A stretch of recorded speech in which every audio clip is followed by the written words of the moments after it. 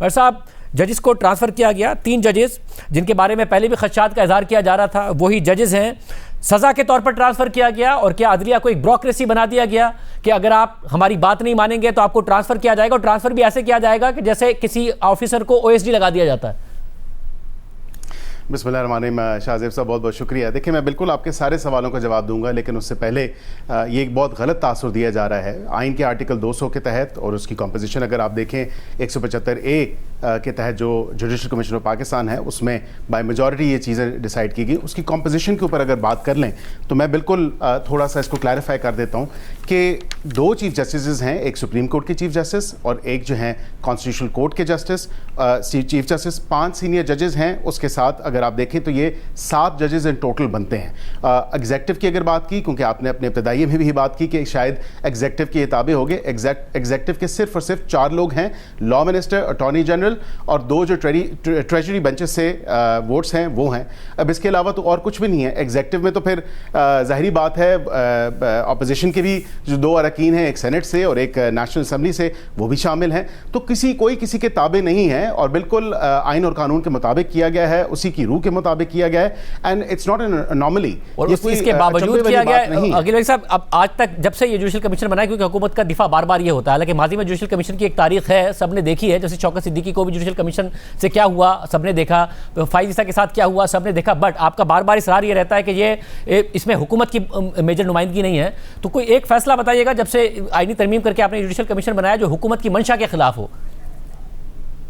देखिए, ज़ाहिरी बात है कि आज की अगर बात करें तो जिन जज साहब ने ये रिक्वेजिशन किया था, उन्होंने 2 नाम ड्रॉप किए। हुकूमत की देखिए रीजनेबली प्रूडेंट माइंड्स वहाँ पे बैठे हुए हैं, और वो जो आइन और कानून को मेरे से शायद बहुत अच्छा समझते हैं, और उन्होंने वहाँ पे अपना जो वोट है, उनका ओपिनियन है, वो वहाँ पे दिया। इसमें कोई ऐसी बात नहीं है। और वैसे भी अगर आप देखें तो दीगर हाई कोर्ट्स को, लाहौर हाई कोर्ट हो गया, सिंध हाई कोर्ट हो गया, पेशावर हाई कोर्ट हो गया, बलूचिस्तान हाई कोर्ट हो गया, उन तमाम जो उनके बेंचेस हैं, ये आम बात है कि उनकी ट्रांसफ़र और होती है, रोटेशंस होती हैं। इसमें तो कोई ऐसी बात नहीं। इस्लामाबाद, ये एक आप ज़रूर कह सकते हैं कि इस्लामाबाद में क्योंकि बेंचेस नहीं हैं, तो फेडरलिज्म का जो कॉन्सेप्ट है, जो वफाक की जो है उसको मजबूत करने की बात अगर की जाए, तो मेरे ख्याल से बिल्कुल ये रूटीन ट्रांसफर्स होनी चाहिए। जितने आपकी मुझे बताइएगा ये वफाक कैसे मजबूत होता है, क्योंकि जस्टिस खादिम हुसैन को सिंध से लाया गया इस्लामाबाद हाई कोर्ट, और जस्टिस समर रिफत इम्तियाज़ को सिंध भेजा जा रहा है। इससे पहले जस्टिस सरफराज डोगर को लाहौर हाई कोर्ट से इस्लामाबाद लाया गया, और जस्टिस मोहसिन अख्तर कियानी जिनकी सीनियरिटी थी वो मुतासिर की गई, और अब जस्टिस मोहसिन अख्तर कियानी को लाहौर भेजा जा रहा है। जस्टिस बाबर सत्तार को पेशावर हाई कोर्ट भेजा जा रहा है। ये जो ट्रांसफ़र है, जो पहले इस्लामाबाद हाई कोर्ट आए और अब ये भी उस वक्त भी ये कहा गया कि वफाक की नुमाइंदगी हो, और अब जो इस्लामाबाद हाई कोर्ट से भेजा जा रहा है, कोई मंतक बताइएगा इसकी वजह क्या है, ये कैसे वफाक मजबूत होता है इससे? देखिए, सबसे पहली बात है कि जो जजेस यहाँ पे ट्रांसफ़र होके आए, वो बिल्कुल एक पंजाब से आए, एक सिंध से आए, एक बलूचिस्तान से आए, और उसमें कोई ऐसी बात नहीं है। वफाक के अंदर जो है सूबों की नुमाइंदगी, और ये चारों इकाइयाँ मिल के ही जो है वो बनाती हैं, वफाक को मजबूत करती हैं, और उसी की अलामत है। तो यहाँ पे ये बात कहना कि जजेस अगर ट्रांसफ़र हो गए हैं, 20 जजेस जब ये इंडक्ट हुए थे, ये कब से कितना अरसा हो गया है? 16 साल हो गए हैं। बताइए ना कि ये अगर पनिशमेंट नहीं है इन जजेस के ऊपर, तो और क्या है कि पहले आप 3 जजेस लेके आए हैं इस्लामाबाद हाई कोर्ट में, जैसे सरफराज डोगर को लाए इस्लामाबाद हाई कोर्ट, उस वक्त भी ये कहा गया वफाक की नुमाइंदगी होनी चाहिए, तो सिंध से भी लेकर आए हैं हम, और हम बलूचिस्तान से भी लेकर आए हैं। अब आपने इस्लामाबाद हाई कोर्ट के वो 3 जजेस जिनके बारे में पहले ये तासुर था कि हुकूमत इनसे खुश नहीं है, उन्हें ट्रांसफ़र कर दिया है। उन्हें क्यों लाए थे? अगर इन्हें ट्रांसफ़र करना था, अगर इतनी ज़रूरत थी इस्लामाबाद हाई कोर्ट में, तो इन्हें क्यों ट्रांसफ़र कर दिया आपने? देखिए, ये इस्लामाबाद हाई कोर्ट जब इंडक्ट हुए थे, ये इस्लामाबाद हाई कोर्ट की सीट पे इंडक्ट हुए थे, और ऐसी बात नहीं है। देखिए, प्यूनिटिवली किसी को कुछ जो है इस हवाले से नहीं किया गया। ये कोई पनिशमेंट नहीं है जिस तरह आप इसका जिक्र फरमा रहे हैं। शाहज़ेब साहब, to be very honest and realistic, मैं खुद प्रैक्टिस करता रहा हूँ इस्लामाबाद हाई कोर्ट, इन्हीं ऑनरेबल जजेस के सामने पेश होता रहा हूँ। यहाँ पे जब एक जज आ जाता है, उसकी रोटेशन नहीं होती। So there are many other factors associated with it. आपको पता है इस्लामाबाद हाई कोर्ट के अलावा जो बार एसोसिएशन हैं, बार काउंसिल्स हैं, उनकी लॉन्ग स्टैंडिंग डिमांड रही है कि रोटेशन होनी चाहिए। यहाँ पे मुस्तकिल बुनियादों पे अगर कोई जज आ जाए, फिर आपको पता है कि उसके बार काउंसिल की, आप खुद बैरिस्टर हैं, बैरिस्टर अकील मलिक साहब, आप खुद बैरिस्टर हैं, किस बार काउंसिल की ये डिमांड रही है कि आइन में ऐसी तरमीम कर दी जाए कि जज का कॉन्सेंट ना लिया जाए? आइन में ये लिखा हो कि जज को बुलाया जा सकता है सुप्रीम जुडिशल काउंसिल में, बाबर सत्तार साहब कहें कि मुझे बुलाकर मुझे सुना जाए, मगर उन्हें ना बुलाया जाए, उनको बुलाए बगैर उनके खिलाफ फैसला कर दिया जाए, उन्हें पेशावर हाई कोर्ट में मुंतकिल कर दिया जाए। किस बार काउंसिल ने ये मुतालबात किए थे कि इस किस्म के आइन में तरामीम कर दें और इस तरीके से जजिस को ट्रांसफर करें?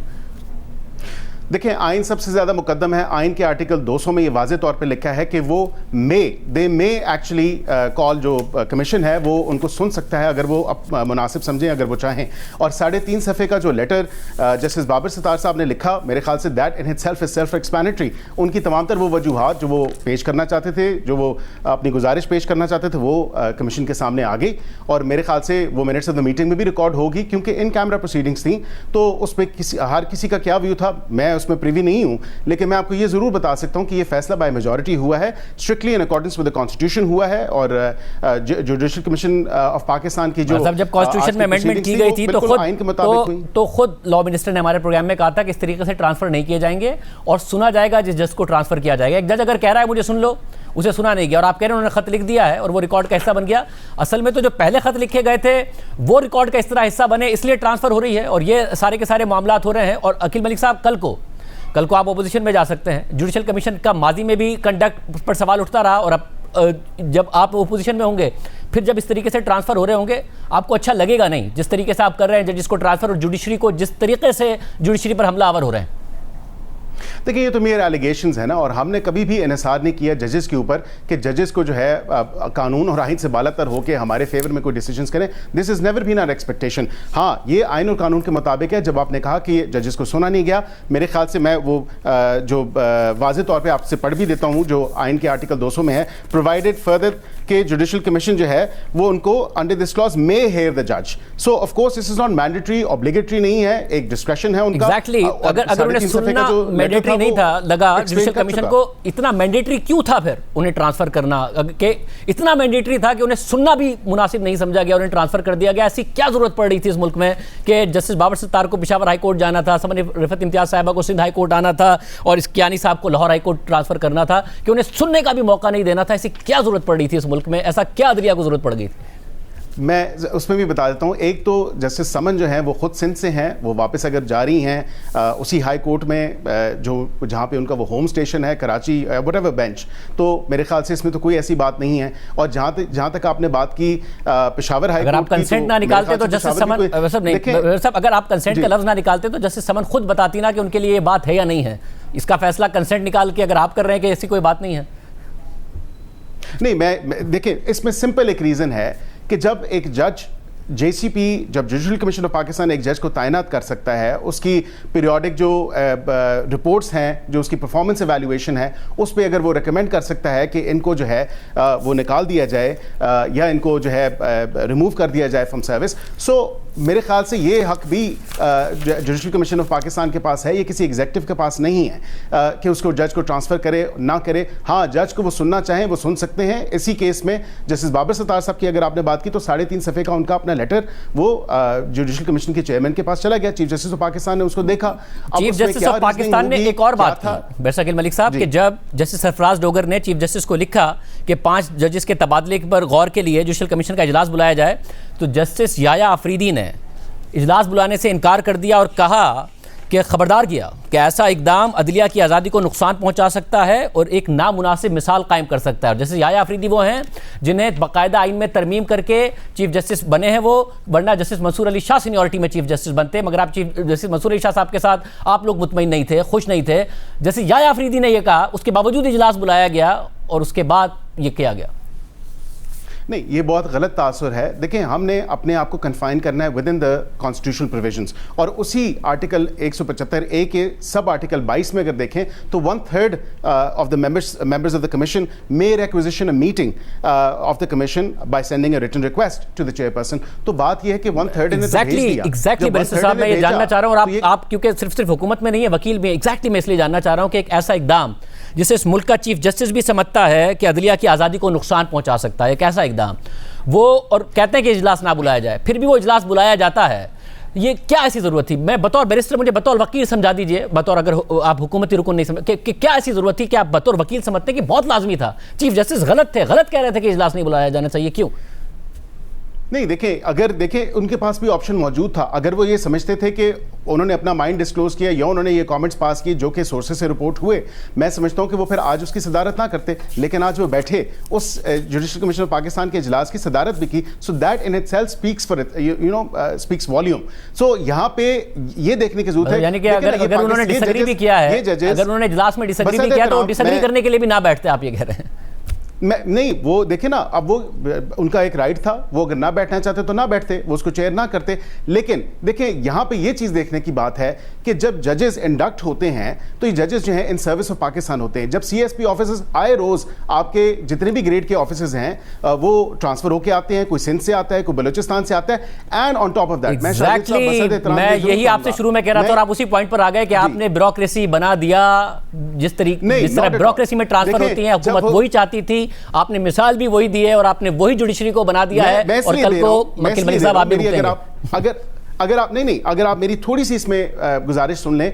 बात यह है कि शाहजेब साहब ये जब तनख्वाह लेते हैं हुकूमत से तो नहीं लेते, सरकार से जब लेते हैं तनख्वाह, उसके बाद ये इनकी पेंशन्स भी होती हैं, इनके तमाम तर वो TADAs और जब तमाम चीज़ें होती हैं, तमाम बेनिफिट्स होते हैं, तो मेरे ख्याल से फिर ये चीज़ देखने की, और ये अदलिया की आज़ादी पे कोई किसी किस्म की कदगन नहीं है, ये कोई वार नहीं है, ये एक बहुत गलत तासुर दिया जा रहा है। और उसके साथ ये बात, क्या ये तमाम जगह पाकिस्तान से बाहर हैं? क्या ये जजेस पाकिस्तानी शहरी नहीं हैं? तो मेरे ख्याल से अगर दूसरा सूबा उनकी एक्सपर्टीज से, उनके लीगल एक्यूमेंट से बेनिफिट कर रहा है, then that's the best thing.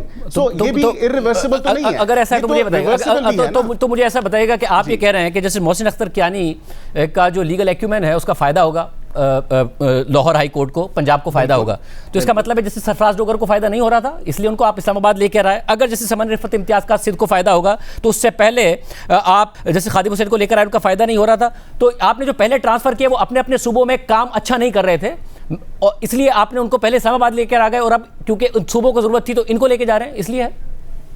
नहीं, देखिए जजेस जो भी हैं, एक रोटेशन का तमाम तर जो मामला है उसमें ताकि स्टैग्नेट ना हो चीज़ें, ताकि जो यहाँ पे जड़ें बना ली जाती हैं, ये ज़बान ज़दे आम है, because I have seen judiciary up very closely.